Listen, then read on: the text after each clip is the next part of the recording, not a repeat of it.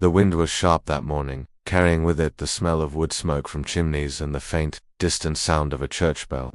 Clara stood on the porch of her family's worn farmhouse, her hands gripping the splintered railing so tightly that her knuckles turned white. She could feel the weight of her father's gaze on her, as cold and unyielding as the frost clinging to the ground. Ezekiel Turner was not a man who believed in softness.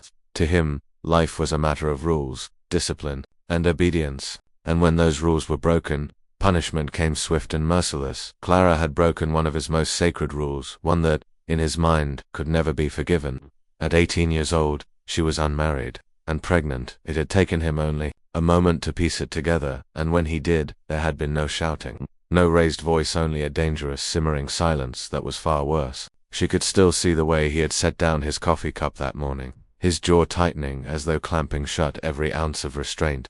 "Pack your things," he'd said. No explanation, no chance to speak, just a command, spoken like the final nail in a coffin. She had tried to plead, to tell him she could work, she could help, she could raise the child herself. But her words had been met with the same hard stare she had known since childhood, the one that meant he had already decided her fate. By mid-morning he had the wagon hitched and waiting in the yard. Clara's belongings were reduced to one small bag, tossed carelessly onto the wooden boards. Her mother stood at the kitchen window, her face pale, lips pressed into a tight line. She didn't come out to say goodbye. Maybe she wasn't allowed. Maybe she was too afraid. Clara climbed into the wagon without another word, her heart hammering in her chest. The wheels creaked as they began to roll, each turn carrying her father from the only home she'd ever known. They traveled in silence. The dirt road wound through open fields before narrowing into a path that climbed steadily toward the mountains.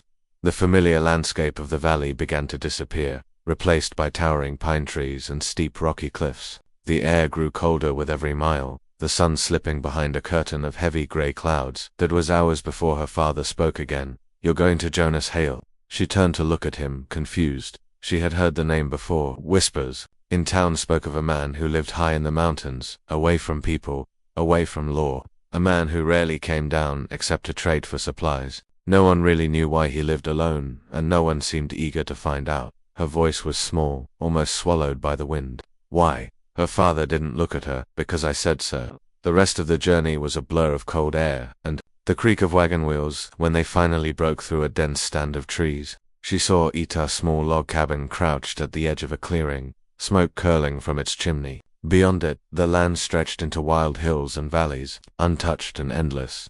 A figure stepped out onto the porch as they approached.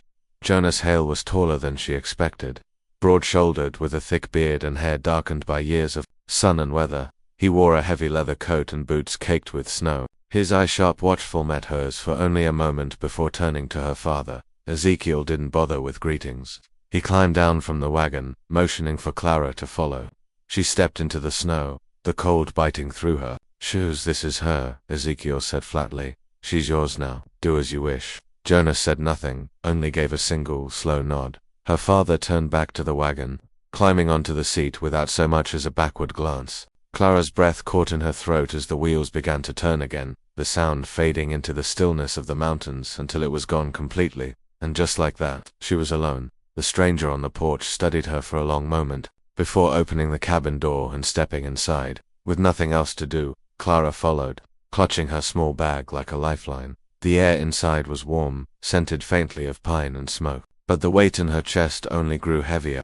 She had been given away like an unwanted possession. She didn't know this man, she didn't know this place, and for the first time, Clara truly wondered if she would ever see her old life again. The cabin's door closed softly behind her, and for a moment, Clara stood frozen in the middle of the room. Her breath made small clouds in the air before the warmth of the wood stove began to chase away the cold clinging to her. Jonas Hale moved quietly, almost like a shadow, crossing the room to hang his coat on a peg by the door. He didn't look at her, didn't ask her name, didn't speak. Clara's eyes scanned the space one single room with a narrow bed tucked into the far corner, a sturdy wooden table, shelves lined with jars of dried herbs and food, and tools hanging neatly on the wall. The only sound was the gentle hiss of the fire and the occasional groan of the wind, pressing against the cabin walls. Jonas finally broke the silence. "You can sit." His voice was deep, steady, and low, like the sound of distant thunder. Clara moved to a small chair by the fire, setting her bag at her feet. She half expected him to start giving her orders, to tell her what work she'd be doing or where she'd be sleeping, but instead, he picked up a kettle from the stove, poured steaming water into a cup, and set it in front of her without another word. It was strange, unsettling, even.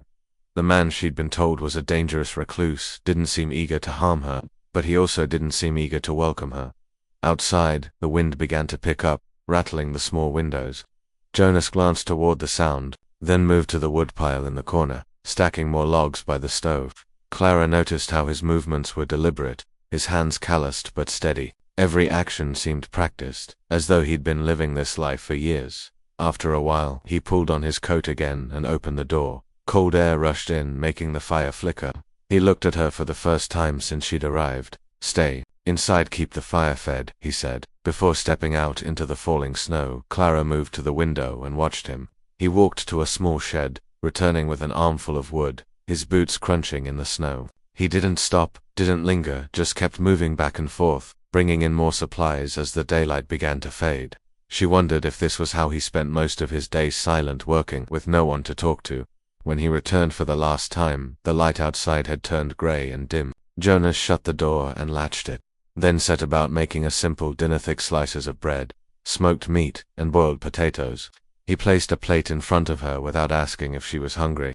Clara hesitated, but her stomach ached from the long journey, so she ate in silence while he sat across the table, eating slowly, his eyes fixed on the fire. After the meal, Jonas stood and took a blanket from the bed, laying it on the small bench near the stove. "You can sleep here tonight," he said. "It's warmer by the fire." Clara nodded, unsure if she was relieved or insulted that he wasn't offering her the bed. She wrapped the blanket around her shoulders and sat quietly as he cleaned. The dishes. Hours passed. Jonas said little, and Clara didn't try to speak. She was too tired, too unsure of what the rules were here, if there even were any. When the wind howled outside, Jonas rose and went to check the latch on the door, then the shutters on the windows. It was close to midnight when Clara finally lay down on the bench, the fire casting soft shadows across the walls. Through her eyes she saw Jonas sitting in the chair across from her, carving a piece of wood with a small knife. His expression was unreadable, his attention fixed on his hands. She wondered what kind of man could live like this alone, surrounded by wilderness, speaking only when necessary, and more importantly, what kind of man her father had left her with. The last thing she remembered before sleep pulled her under was the rhythmic sound of Jonas's knife against the wood, and the faint crackle of the fire sounds that, strangely enough, felt a little like safety. The morning came quietly. Pale sunlight filtered through the small cabin window, laying soft streaks of gold across the floor. Clara woke to the smell of wood smoke and something warm simmering in a pot. For a brief, disoriented moment, she forgot where she was until her eyes fell on the walls of rough-hewn logs and the man sitting at the table, his back to her. Jonas Hale didn't greet her, didn't ask how she'd slept. Instead, he ladled steaming broth into a wooden bowl and set it down on the table without looking her way. "Eat," he said simply. Clara moved cautiously, sitting across from him. The broth was rich and savory, unlike anything she'd had back home. She took a slow sip, her eyes flicking up to study him. He was a large man, but there was no sloppiness in the way he carried himself. His movements were deliberate, precise, as if every action served a purpose. She waited for him to speak, to ask about her, to question why she was there, but he didn't. It was as though her presence was neither a surprise nor a burden. He ate in silence, only breaking it to push another log into the stove when the fire hissed low. When the meal was done, he rose, pulled on his coat, and handed her a pair of sturdy wool mittens. "You'll need these," he said. Without waiting for an answer, he stepped outside, and she followed. The cold hit her instantly, crisp and sharp. The world around the cabin was still and white, the snow glittering under the sun. Jonas led her to a woodpile and placed an axe in her hands. "Kindling first, I'll show you." Clara's hands trembled as she tried to mimic the way he split the small logs. Her father had never let her near tools, claimed it wasn't a woman's place, but Jonas didn't criticize when her swings landed clumsily. He just took a step back, arms crossed, letting her try again until she managed a clean split. The morning passed that way, her learning, him watching silently. He showed her how to stack the wood properly, how to check the traps set along the tree line, how to sweep snow off the roof so it wouldn't cave under the weight. It wasn't kindness, exactly, but it wasn't cruelty either. He gave instructions, when necessary, then stepped aside to let her work at her own pace. No raised voice, no harsh words. That night she expected him to tell her where she could and couldn't go, what chores she was to do, how she was to behave, but instead he left her alone by the fire with a small pile of mending while he went out into the dark. Through the frosted window she saw him moving between the trees, a lantern swinging from his hand as he checked the traps again. When he returned, the room smelled faintly of the cold outside. He set the lantern down, brushed snow from his shoulders, and placed a freshly caught hare on the table. Without a word, he began skinning it, his hands steady and practiced. Clara watched quietly, unsure if she should offer to help. Jonas glanced up once, catching her eyes, then nodded toward a pot on the stove. "Fill it with water," he said. They worked in a strange, wordless rhythm, and for the first time since arriving, Clara realized she wasn't afraid, only uncertain. This man wasn't what she had expected. Later, when the hare was cooking and the fire burned high, Jonas sat in his chair, knife in hand, carving again at a piece of wood. Clara couldn't help but ask, "What are you making?" He paused, the faintest ghost of a smile flickering at the corner of his mouth. "You'll see." She didn't press him, but as the night stretched on and the wind howled outside, she began to notice the small, almost hidden ways he looked after her. A fresh log thrown on the fire before he stepped out. The mittens left by the door.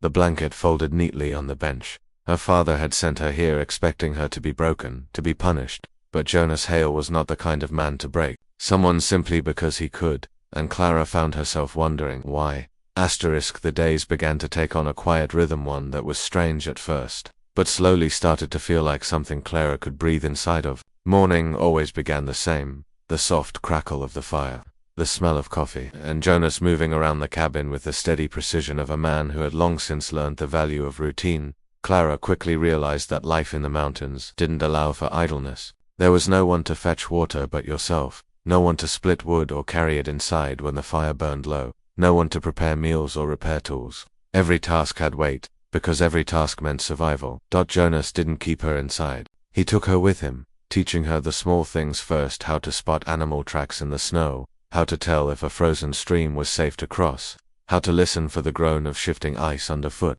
He showed her how to set a snare for rabbits, explaining in his quiet way that you took only what you needed, and wasted nothing. At first, her hands ached from the cold and from work she'd never done before. Chopping kindling left her palms. Raw hauling buckets of water from the creek left her arms trembling, but Jonas never took the work from her unless she truly couldn't manage it. And when he did step in, it wasn't with a scolding tone, it was with an unspoken understanding. One afternoon, as she struggled to split a particularly stubborn log, Jonas came up behind her, his large hands wrapping around hers on the axe handle. "Like this," he said, his voice low, guiding her arms into the proper swing. The log split cleanly in one strike. He stepped back without another word, letting her take the next swing on her own. It was strange to her, this freedom to try, to fail, and to try again. Back home, failure was met with harsh words and punishment. Here, it was met with silence and space. At night, she began to notice the little things Jonas did without drawing attention to them. A steaming cup of tea would be waiting for her on the table when she woke. Her shoes, left by the fire, would be dry and warm in the mornings. The hem of her coat, frayed from days of wear, had been neatly mended without her asking. She didn't know what to make of it. Jonas was not a man who smiled easily, nor one who spoke much, but these small acts of care, quiet, almost invisible, began to chip away at the wall she'd built around herself. One evening, as they sat by the fire, Jonas sharpened his knife while Clara darned a tear in her shawl. The wind howled outside, rattling the shutters, and for a long while neither spoke. Then, without looking up, Jonas said, "You're learning fast." Clara blinked, caught off guard. "I suppose I have to." He nodded slightly. "You'll do fine up here." It wasn't much, but it was the closest thing to praise she'd heard in years. The snow deepened as winter pressed on, making travel harder. Jonas began teaching her more about the land itself, where the deer moved when the snow was heavy, how the wind could change the weather in a matter of hours, how to read the clouds for signs of a storm. He told her that the mountains could be kind one day and merciless the next, and that survival meant respecting both sides.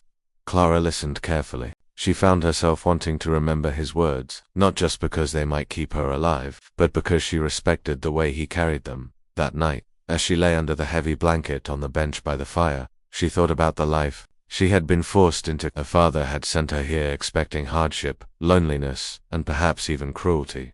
But the truth was, this life, though hard, was not without its strange comforts, and Jonas Hale, the silent stranger she had feared, was slowly becoming something she hadn't expected at all, someone she could trust.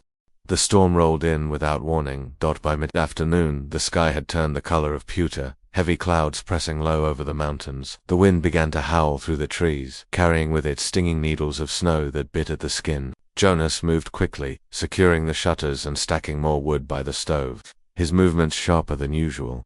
"Stay inside," he told her, voice firm but not unkind. "This one's going to last." Clara sat by the fire, watching the snow whip past the window in blinding sheets. The cold seemed to seep through the very walls, despite the stove roaring with heat. By evening, she felt an ache creeping into her bones, a deep chill she couldn't shake, that it started with shivering small at first, then violent. Her head felt heavy, her breathing uneven. When Jonas set a bowl of stew in front of her, she could barely lift the spoon. He noticed immediately. His brow furrowed, and without a word he knelt beside her, pressing the back of his hand to her forehead. She was burning up. "Fever," he muttered, more to himself than to her. In the next moment he was moving, pulling another blanket from the bed, stoking the fire until the flames leapt high, and setting a kettle of water on the stove. The cabin filled with the scent of pine as he added dried herbs from one of the jars on the shelf. Clara tried to protest, to tell him she'd be fine, but her voice came out weak and broken. Jonas ignored it. He lifted her carefully from the chair and settled her onto the bench closest to the fire, wrapping the blankets tight around her. "Drink this," he said, handing her a steaming cup. It was bitter, but it warmed her throat, and seemed to ease the ache in her chest.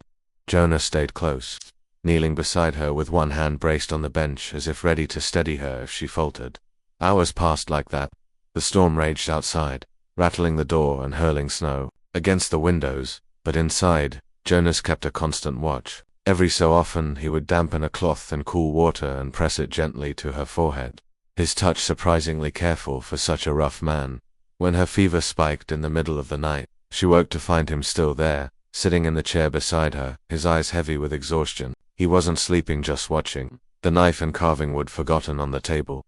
"You should rest," she whispered, her voice barely more than a breath. His lips twitched in something close to a smile.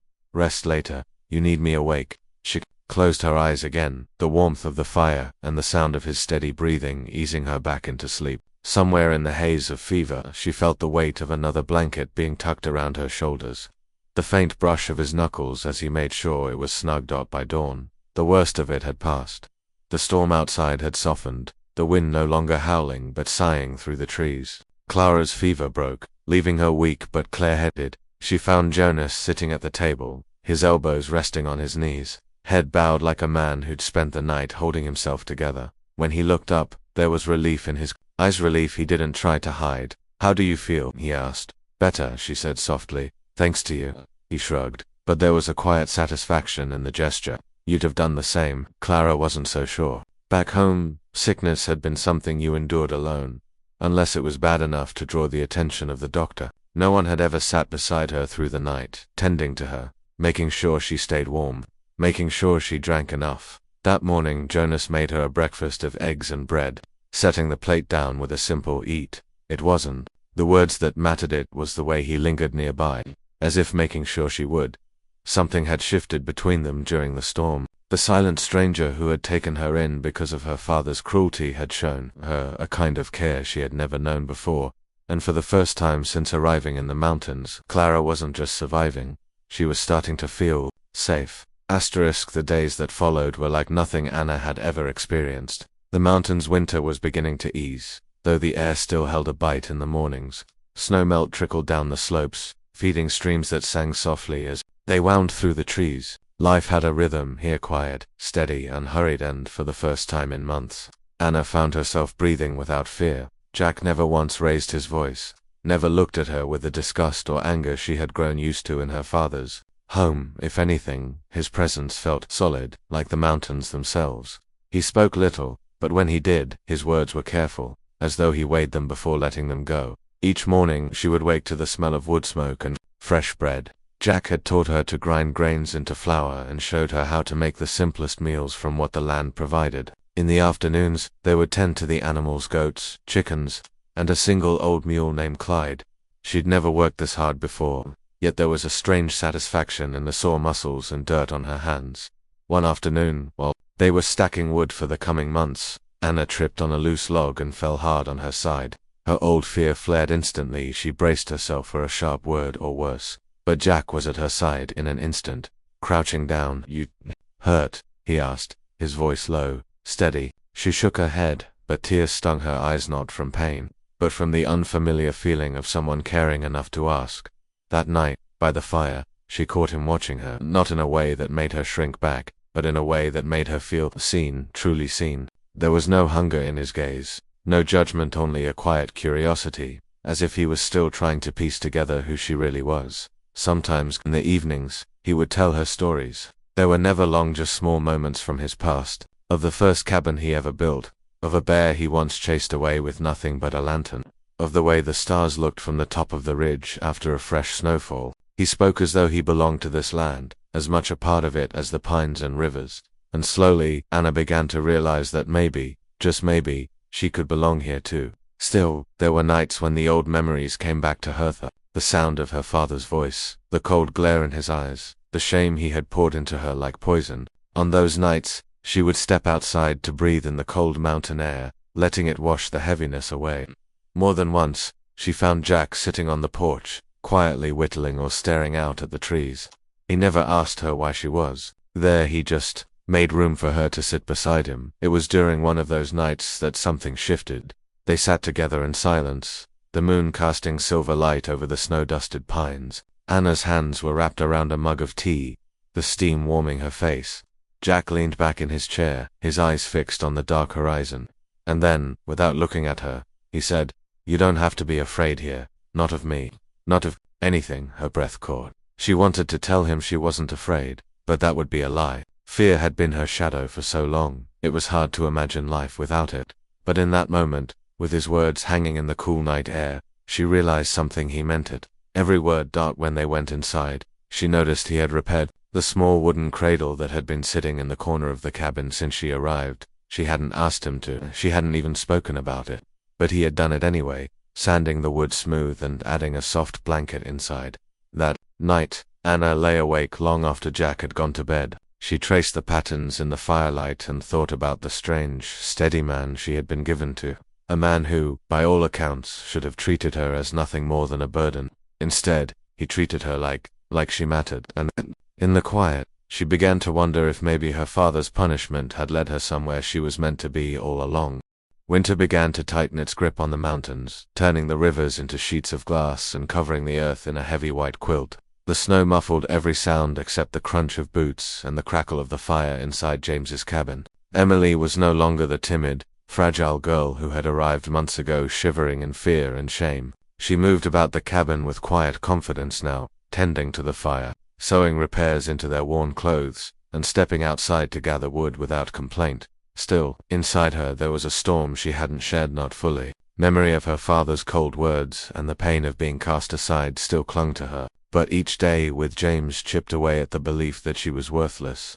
That evening, as snow drifted lazily outside, James sat sharpening his axe at the table. Emily sat opposite, mending one of his shirts. She glanced at his rough hands, at the deep lines carved into his face, and realized how much work, danger, and loneliness he had endured over the years. She thought about how gentle he had been with her, despite the life he lived. "James," she said softly, setting down the shirt, "why did you agree to take me in, when my father brought me here?" He didn't look up from the blade. "Because no one deserves to be thrown away," he said simply. "I've seen enough people lose everything. I wasn't about to watch it happen to you." His answer was plain, but it struck something deep inside her. She had expected some complicated reasoning, maybe pity, but instead, it was just decency, something she had almost forgotten existed.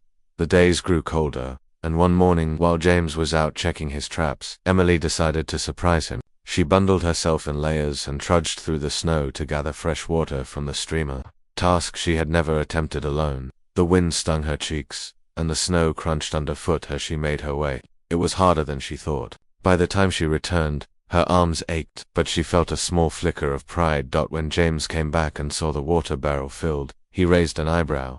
"You did this." She nodded, expecting a lecture for going out alone. Instead, his mouth curved into the smallest smile. "You're tougher than you think." That night, over a simple meal of rabbit stew, James spoke more than usual. He told her about the years he'd spent living in the mountains, the times he'd gone weeks without seeing another soul, the close calls with bears and winter storms. Emily listened intently, realizing how little she had known of the world before. Her life before James seemed like a small, closed room compared to the wide, dangerous, and beautiful wilderness around her. Later, as they sat by the fire, Emily found herself telling him things she had never said out loud before about the baby she had lost, about how she had feared not just her father's anger but the shame that seemed to cling to her name in town. Her voice trembled at first, but James didn't interrupt. He just listened, his gaze steady, his silence making her feel safer than words could. When she finished, she expected him to look at her differently, to see her as ruined like so many others had. Instead, he only said, "What happened doesn't define you, Emily. You're still standing." That means something. Something shifted between them after that. It wasn't romantic, not yet, but it was deep, solid. She felt less like a guest in his home, and more like a partner in survival. When storms howled outside, they worked together, chopping wood, reinforcing the roof, cooking whatever game James brought home. The mountain was harsh, but in its quiet, Emily was learning a truth she had never been told before. Strength wasn't always loud or forceful. Sometimes, it was the quiet persistence to face another day, even when your past tried to drag you down. And with each passing day, she found herself wondering what kind of life could grow here in the wilderness, far from the cruel voices of the town. Could she truly belong here? With him, the days turned into weeks, and the weeks into months. Winter gave way to spring, and with it, the cabin came alive again. The snow melted into small rivers that rushed down the mountainside, and green began to creep back into the trees. Amelia's body was healing, her strength returning, and her belly beginning to round with new life. Elias kept to his steady, quiet ways. He hunted when food was needed, chopped wood before the sun climbed high, and spent the evenings fixing tools or mending the roof. He never spoke much, but when he did, his words were thoughtful and warm, like embers on a cold night. She began to realize that his silence wasn't coldness, it was comfort. He spoke when there was something worth saying, and listened when she spoke as if her words were treasures. By now, the fear she had carried from her father's home had faded. She didn't wait for shouting, for sudden punishment, or for cruel hands. Elias had never once raised his voice to her. When she stumbled, he helped her up. When she cried, he simply sat nearby, letting her know she wasn't alone. It was a strange kind of safety, one she had never known existed. One warm afternoon, Amelia sat outside the cabin, peeling bark from a bundle of willow branches to weave into baskets. Elias was down by the stream, fishing. She felt the baby stir for the first time, just a faint flutter, but enough to bring tears to her eyes. She pressed her hand to her stomach and whispered, "You're safe now." That night, she told Elias about it. He only smiled faintly, his eyes softening. In the firelight, "That child will never know the kind of hurt you've known," he said simply. The promise in his voice was unshakable, but life in the mountains was never without its trials. That summer, a sudden storm rolled over the peaks, tearing shingles from the roof and flooding the small garden they had worked so hard to grow. Amelia panicked, rushing outside to try to save what she could, but Elias caught her by the arm. "We can't fight the storm," he told her. "We'll plant again." And they did. Together, by the time autumn came again, Amelia could hardly remember the girl who had been led up the mountain in fear. She was stronger now, her hands calloused from work, her eyes brighter from the clean air and open skies. Elias had become more than the man she lived with. He had become the man she trusted, the man she turned to without hesitation. When the first snows returned, so did the child. A long night of labor ended with a cry that seemed to echo through the cabin walls. Elias held the newborn carefully, his large hands surprisingly gentle. "A daughter," he murmured, looking down at the tiny face. "She's perfect." Amelia watched him, exhaustion and relief washing over her. She had once believed her father had ruined her life, sending her into exile with a stranger. But now, as she looked at Elias holding their child, she realized her father's punishment had been her salvation. In the weeks that followed, the cabin felt fuller, warmer. The baby's laughter or her wails filled the air, and Elias took every chance to hold her, rock her, and speak to her in that quiet voice Amelia had grown to love. One evening, as they sat by the fire, Amelia asked the question that had been resting in her heart. Why did you take me in? You didn't even know me." Elias looked at her for a long moment, then said, "Because I knew what it was to be alone, and I knew you didn't deserve it." Tears welled in her eyes. She reached for his hand, and he held it without hesitation. They sat like that for a long while, no words, just the crackle of the fire and the slow, steady beat of something new between them. In the end, her father had given her to a mountain man as punishment, but Elias had given her something far greater in return: safety, respect, and a love that asked for nothing but to be returned. Amelia smiled at the thought. She was no longer the frightened girl who had been sent away. She was a woman, a mother, and she was home.